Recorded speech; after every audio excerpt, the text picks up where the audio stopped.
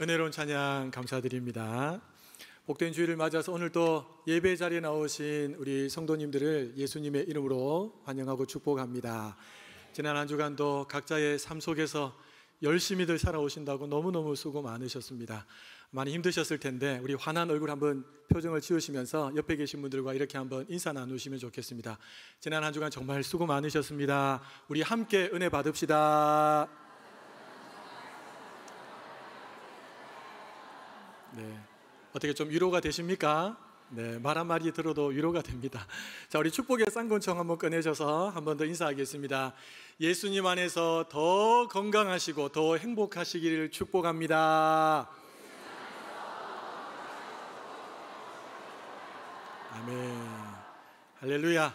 네, 우리는 오늘 또 이렇게 주일을 맞아서 예배 드릴 수 있음이 참 기쁨이고 참 행복인 줄로 믿습니다. 그런데 세상 사람들은 그렇지 않은 것 같습니다. 우리 교회를 향해서 또 믿는 사람들을 향해서 세상 사람들이 썩 좋은 이미지를 가지고 보지는 않은 것 같습니다.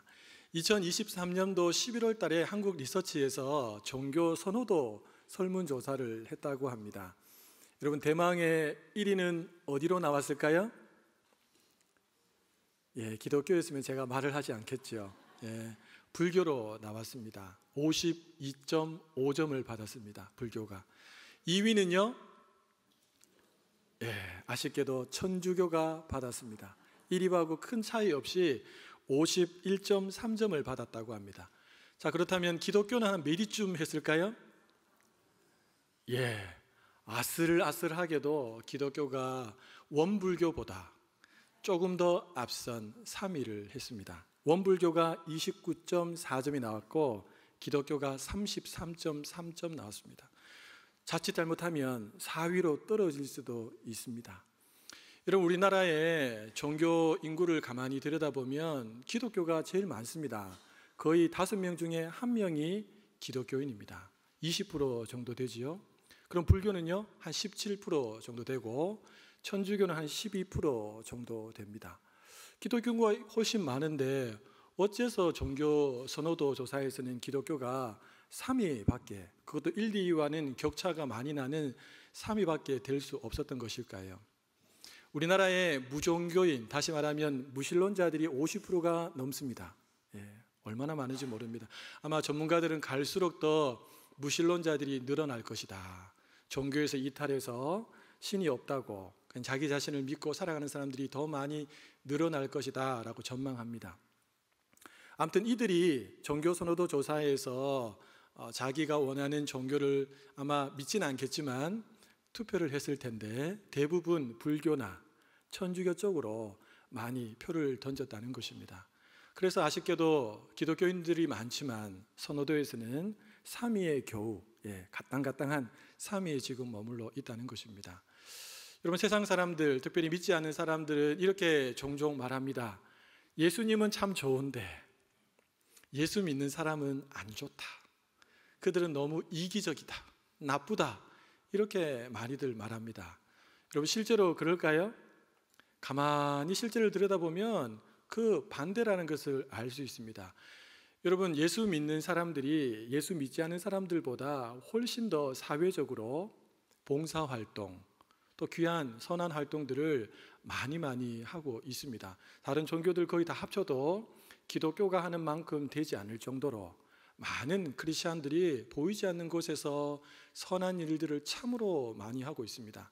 최근에 일어났던 여러분 괴물 산불만 해도 여기저기서 많은 온정의 손길들이 있었지만 기독교만큼 적극적으로, 기독교만큼 또 많은 물질을 쏟아붓고 시간을 투자해서 이 구호 활동과 구호 헌금을 전달한 곳이 없다고 합니다.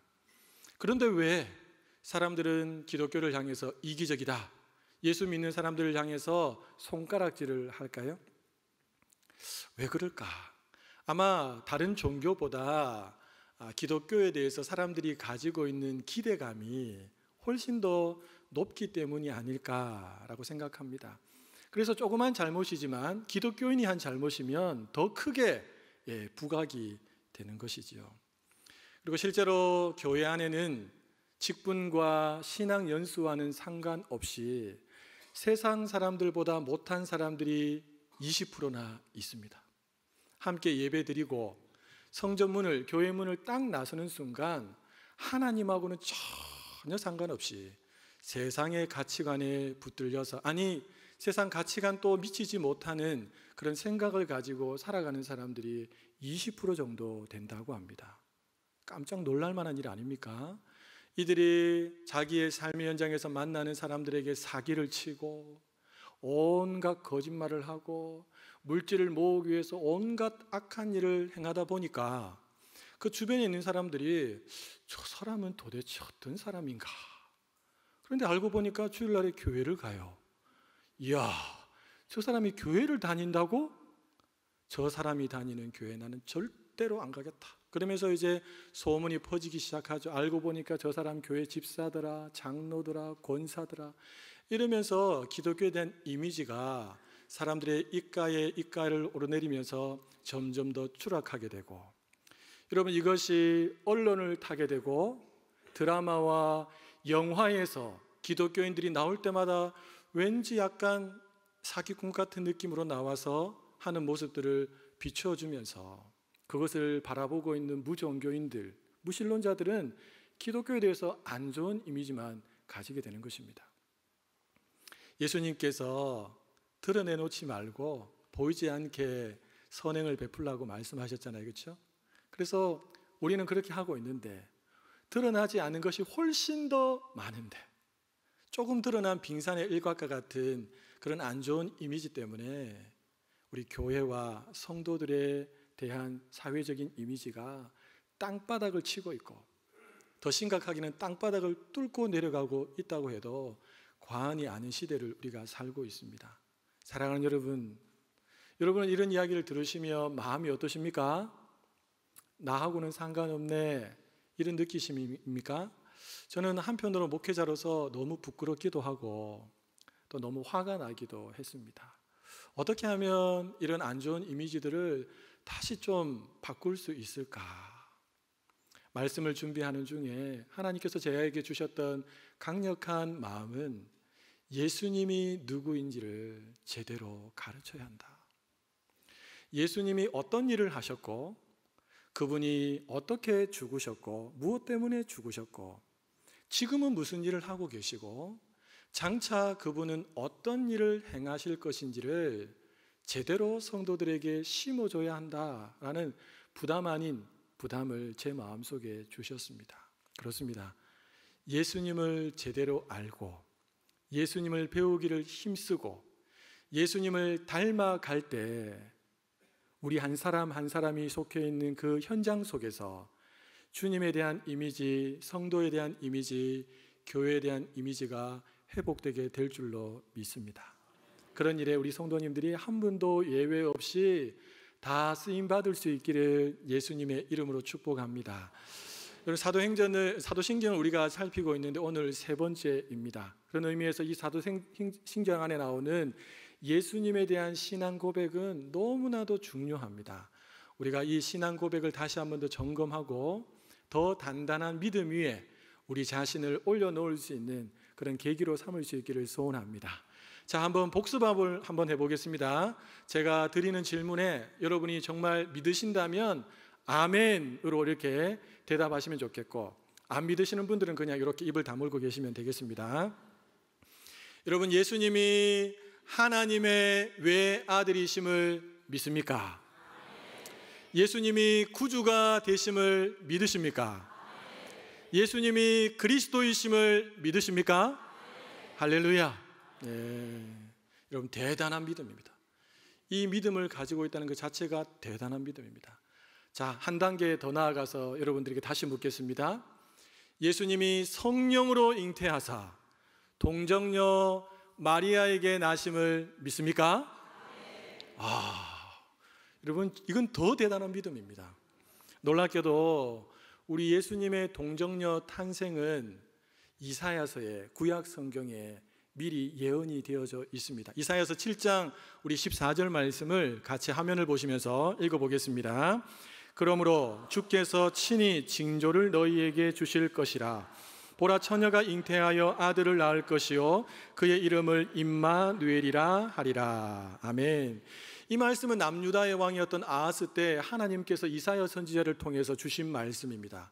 지금 상황이 쉽지 않았습니다. 남유다를 향해서 북이스라엘과 아람 연합군이 강력한 군대를 모아서 쳐들어 내려온다라고 하는 소문이 들리기 시작합니다. 남유다에 속한 많은 사람들은 야, 이제 우리의 삶이 끝이 났구나 절망하고 탄식하고 있을 그때에 하나님께서 이사야 선지자를 왕에게 보내서 이 말씀을 들려주신 것입니다. 이 말씀의 의미가 무엇입니까? 하나님께서 도와주셔서 결코 망하지 않을 것이야 라고는 메시지입니다. 그러니까 남유다의 사람들은 이 말씀이 소망이었고 기쁨이었고 감사였습니다. 여러분, 800년쯤 뒤에 저 유대 땅 베들레헴에서 바로 이 말씀이 성취가 됩니다. 아무런 소망이 없던 이 땅 가운데 그 800년 전 이사야 선지자를 통해서 외쳤던 하나님의 소망의 말씀이 진짜 성취가 되는 사건이 발생합니다. 여러분, 오늘 이 말씀 안에는 처녀라고 하는 한 단어가 나옵니다. 이 처녀에 대한 단어는 두 가지 의미로 이스라엘 사람들이 해석을 합니다. 첫 번째는 평범한 여인, 젊은 여인이라고 할 때 처녀라고 하는 단어를 썼고요. 다른 하나는 남자를 알지 못하는 여자, 진짜 말 그대로 처녀, 동정녀를 의미할 때 이 처녀라는 단어를 사용했습니다. 우리하고 신학적인 노선이 다른 자유주의 신학자들은 뭐냐 하면 성경에 나오는 여러 가지 많은 기적적인 부분들이 있지 않습니까?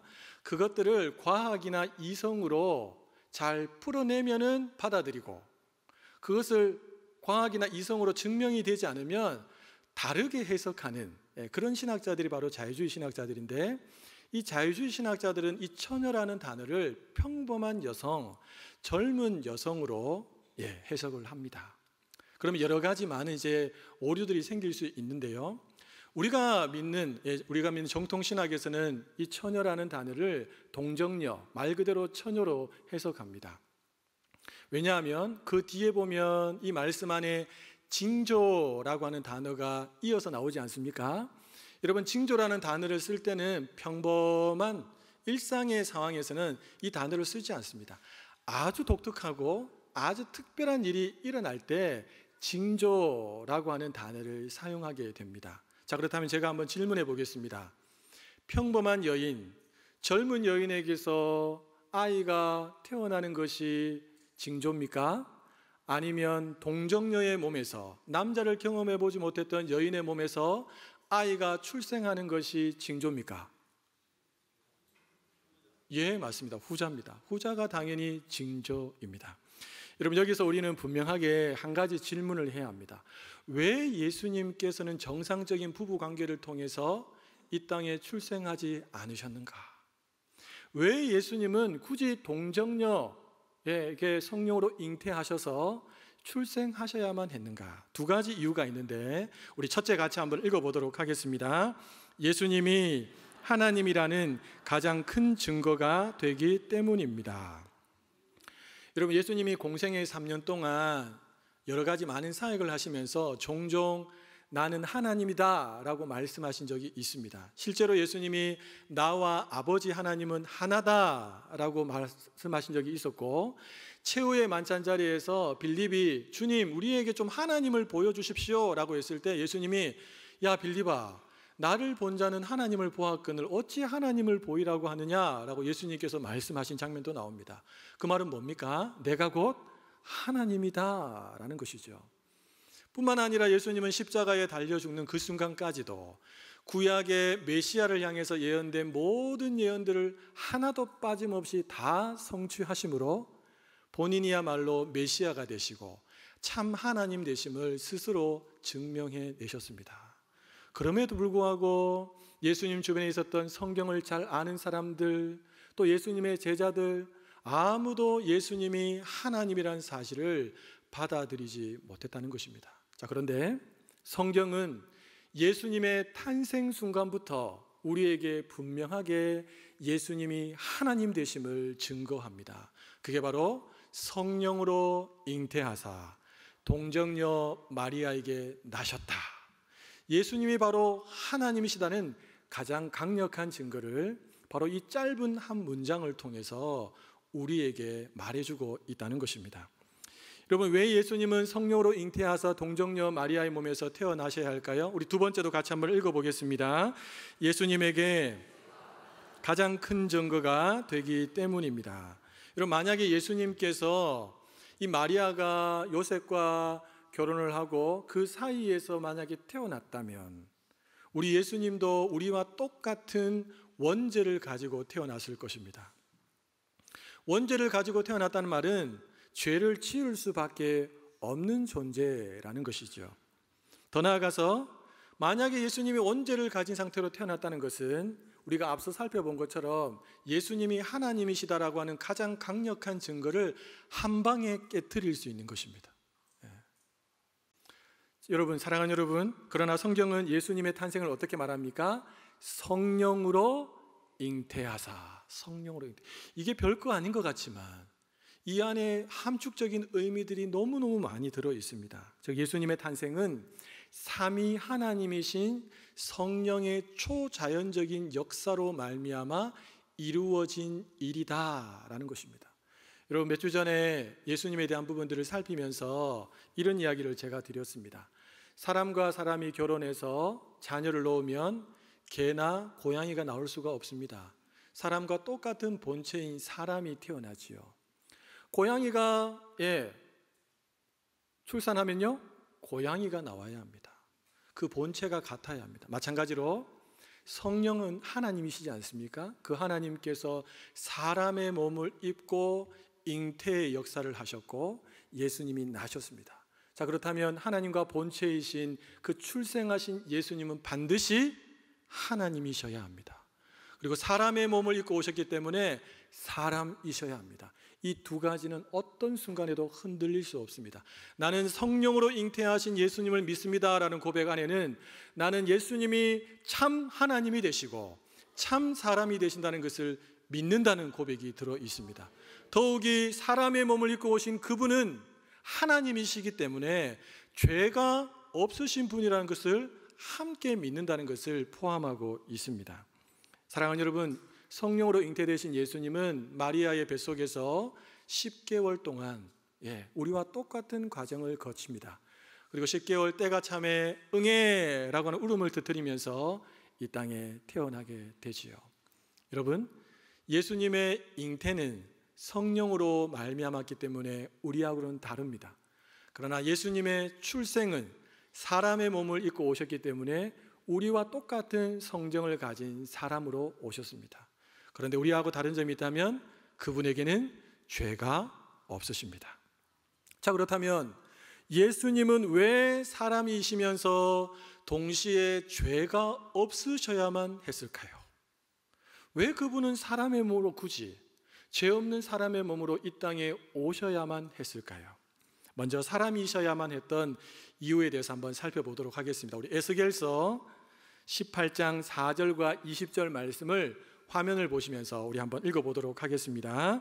모든 영혼이 다 내게 속한지라 아버지의 영혼이 내게 속함같이 그의 아들의 영혼도 내게 속하였나니 범죄하는 그 영혼은 죽으리라. 범죄하는 그 영혼은 죽을지라. 아들은 아버지의 죄악을 담당하지 아니할 것이요 아버지는 아들의 죄악을 담당하지 아니하리니 의인의 공의도 자기에게로 돌아가고 악인의 악도 자기에게로 돌아가리라. 이게 무슨 말일까요, 여러분? 어떤 사람이 공의를 행했다고 한다면 그 공의에 대한 보상은 그 공의를 행한 사람이 받아야 한다라는 것입니다. 또요, 어떤 사람이 큰 죄악을 저질렀다면 그 죄악에 대한 형벌 또한 그 죄악을 저지른 사람이 받아야 한다라고 하는 것이 지금 에스겔서의 말씀입니다. 이 말씀은 하나님의 공의로움을 우리에게 잘 보여주고 있는 말씀이라고 할 수 있습니다. 여러분, 이 하나님의 공의의 원리에 근거해서 추론해낼 수 있는 진리가 하나 있습니다. 그것은 바로 사람이 범죄를 했을 경우에는 그 범죄에 대한 형벌을 사람이 받아야 한다. 사람이 범죄를 했다면 그 범죄에 대한 형벌을 사람이 받아야 한다. 따라서 예수님은 우리 하나님의 계획을 따라서 사람이 받아야 될 그 형벌을 대신 받으시려면 예수님은 반드시 사람이어야만 했습니다. 그래서 예수님이 사람의 몸을 입고 여러 가지 얼마나 많이 불편하겠습니까? 이 땅에 오신 것입니다. 다음으로 사람으로 오신 예수님이 죄가 없으셔야 하는 이유에 대해서 한번 살펴보겠습니다. 여러분 앞서 살핀 것처럼 예수님은 성령으로 잉태되셨습니다. 성령은 삼위 하나님이시죠. 그렇기 때문에 예수님은 하나님이십니다. 하나님이시기 때문에 예수님에게는 죄가 없으십니다. 죄 있는 하나님은 우리가 상상할 수도 없지 않습니까? 예수님은 인성에 있어서 흠이 없으시고 완전하신 분으로 하나님 앞에 자신의 몸을 산제물로 드리셨습니다. 하나님은 십자가에 달려 죽으시는 그 예수님의 산제물을 기꺼이 받으셨습니다. 이 말은 뭐냐 하면 예수님께 죄가 없음을 입증하셨다는 겁니다. 만약에 예수님이 죄가 있다는 사실을 하나님이 아셨다면 그 제사를, 모든 인류를 대신하는 제사를 받지 않으셨겠지요. 그리고 예수님은 자신의 죄 때문에 죽는 것으로 끝나버리지 우리하고는 아무런 상관이 없는 것이 됩니다. 이것은 마치 빚을 대신 갚아주는 사람은 빚이 없어야 한다는 것과 일맥상통한 의미입니다. 사랑하는 여러분, 꼭 기억하시기 바랍니다. 우리 이 땅에 인류의 형벌을 대신 지기 위해서 이 땅에 만약에 구속주가 오셔야 된다면 반드시 이 세 가지가 충족이 되어야 합니다. 첫 번째는 하나님이셔야 되고, 두 번째는 사람이어야 되고, 세 번째는 죄가 없으셔야 합니다. 성령으로 잉태하사 동정녀 마리아에게 나신 우리 예수님은 이 세 가지를 완벽하게 다 충족하셨습니다. 그렇기 때문에 우리의 유일한 구원자, 우리의 유일한 구속주가 되신 줄로 믿습니다. 여기서 잠깐 마리아에 대해서 좀 살펴보도록 하겠습니다. 아마 우리 중에는 천주교에서 오랫동안 신앙생활을 하시다가 여러 가지 이유로 기독교로 개종하신 분들이 있으리라고 생각합니다. 여러분, 예전에는 천주교에서 받았던 영세를 기독교에서 인정해 줬지만 한 몇 년 전부터는 영세를 인정해 주지 않습니다. 전혀 다르다고 생각합니다. 여러분, 또 이 천주교에서 오신 분들이 교회에 왔을 때 좀 불편함을 느끼는 부분이 있습니다. 그건 뭐냐 하면 왜 교회에서는 예수님의 어머니 마리아를 높이지 않느냐, 왜 마리아를 높이지 않느냐, 이것에 대해서 불편한 마음을 가지고 있습니다. 여러분, 왜 우리 교회에서는 천주교에서 마리아를 높이듯이 높이지 않을까요? 천주교는 예수님의 어머니 그 마리아를 높이는데 한 이 정도 높인 게 아니고 거의 예수님 수준만큼 높였습니다. 천주교에서 얼마나 높였던지, 여러분 1950년도에 제261대 교황이었던 비오 12세, 이분이 마리아의 몽소승천을 신조화시킵니다. 몽소승천이 뭔가? 이 몽소승천이라는 것은 마리아에게는 죄가 없다, 마리아는 부패에서 보존되었다, 이 마리아는 그 몸과 영혼이 하나님의 영광의 부르심을 받았다, 그리고 이 마리아는 지금 예수님과 동일하게 하나님 보좌 우편에서 중보의 역할들을 감당하고 있다. 이 사실을 75년 전에 몽소승천을 신조화시켜버렸습니다.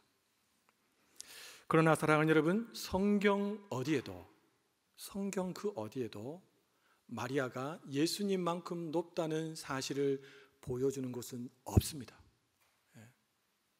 여러분, 마리아가 수태고지 천사로부터 성령에 대한 잉태를 듣고 난 다음에 그 뒤로 가시면 마리아가 하나님을 찬양하는 장면이 나옵니다.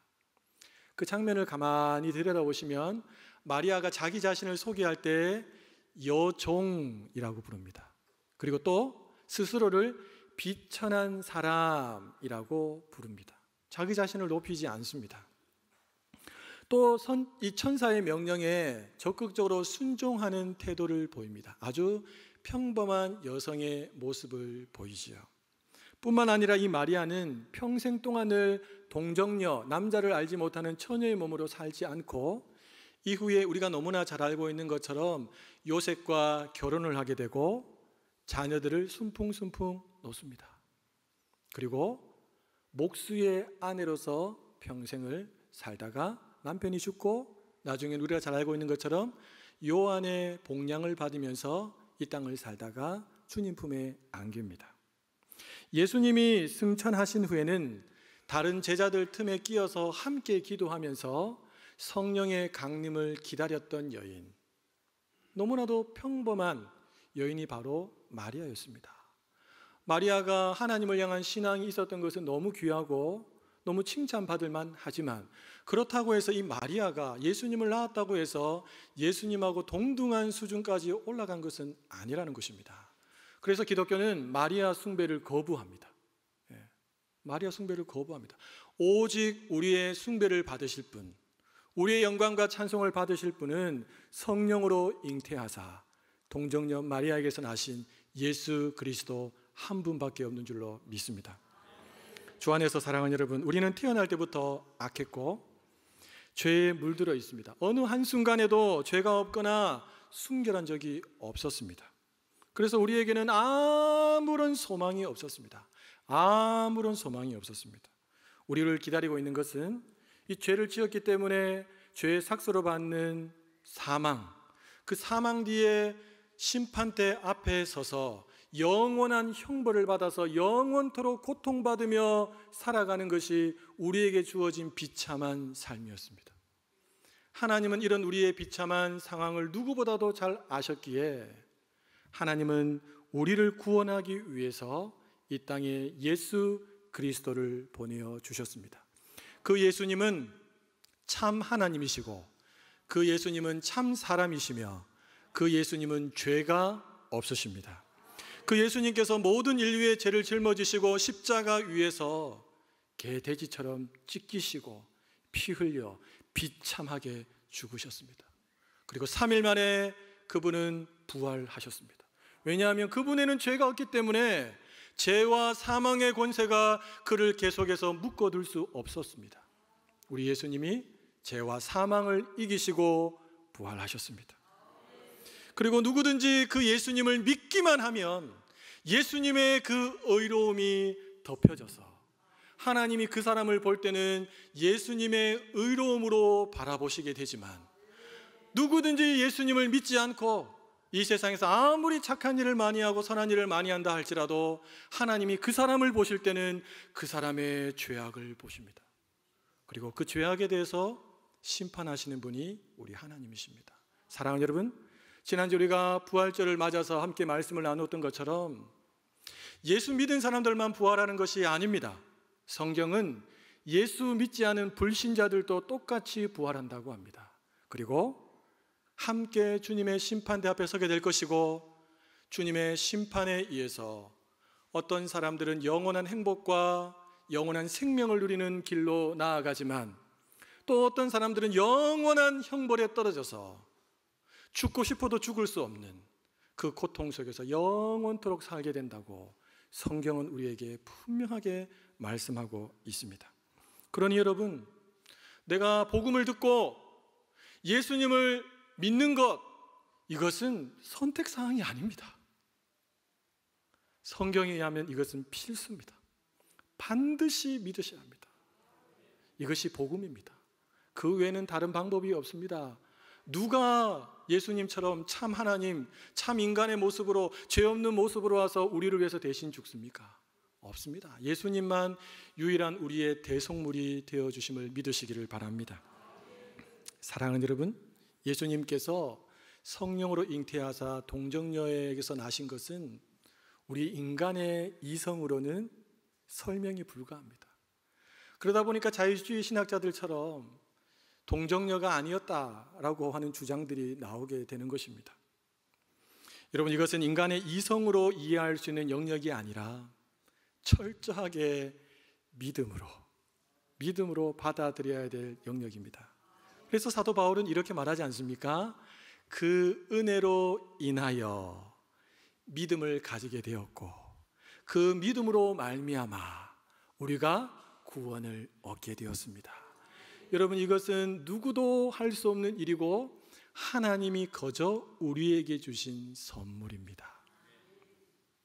우리 중에는 이미 예수님을 믿고 이 믿음 생활을 하시면서 천국 소망을 가지고 열심히 살아가시는 분들도 계시고, 또 여러 가지 많은 이유로 예수님을 믿지는 않지만 하나님의 특별한 은혜로 이 자리에 앉아서 함께 예배 드리시는 분들도 있으리라고 생각합니다.